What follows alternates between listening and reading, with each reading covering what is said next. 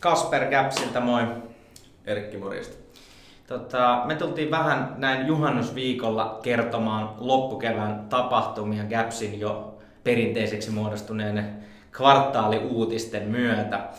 Viimeksi puhuttiin tosi paljon Google Cloud Nextistä ja sieltä olleista uudistuksista. Niistä jäi ehkä päällimmäisenä tässä kevään aikana mieleen tuo ohjelmistokehityksen puoli ja sitten tuo Google Cloud Platform, niin kuin infrapuoli ja sitten noin älykkäät infonäytöt. Digital signage kiinnostaa tällä hetkellä selkeästi tosi paljon yrityksiä.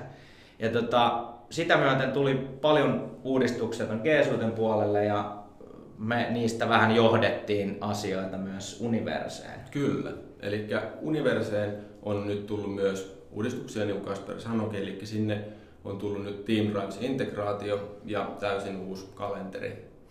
Eli ne tuli just tulos ja Teamdrivea on myös aika moni meidän asiakkaista lähtenyt käyttämään ja ottamaan sitä isommin käyttöön ja siitä samalla myös sitten upgradeaamaan sitten businesseen ja enterpriseen, kun sieltä toi Teamdrive sitten ominaisuutena löytyy. Kyllä.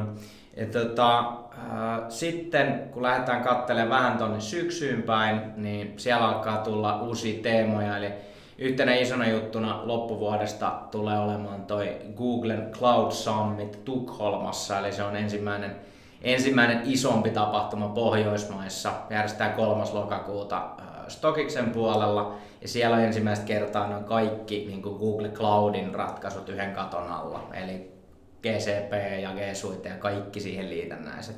Ja me tullaan mitä todennäköisemmin järkkäämään sinne jonkunnäköinen ryhmämatka, eli pistä päiväkalenteriin ja odota lisätietoja. Kyllä. Ja syksystä puheen ollen myös siellä tärkeänä teemana tulee olemaan tämä tietosuoja-asetus. Ja siitähän ollaan jo tässä vaiheessa me ja Google myös kirjoittanut siitä, että Google sitoutuu siihen, että Googlen teknologiat on uuden tietosuoja-asetuksen mukaisia. Ja tästä tosiaan tulee meidän syksyn yksi isoimmista teemoista, jotenka luvassa paljon siitä saralta lisää. Joten varmistetaan, että tekin olette sitten yhteensopivia sitten tämän uuden tietosuoja-asetuksen kanssa. Mutta ei mennä vielä syksyyn, koska kesä on välissä ja nyt kun juhannus painaa päälle, niin me ollaan testattu tässä jo tulevaa kesää varten vähän etätyömahdollisuuksia.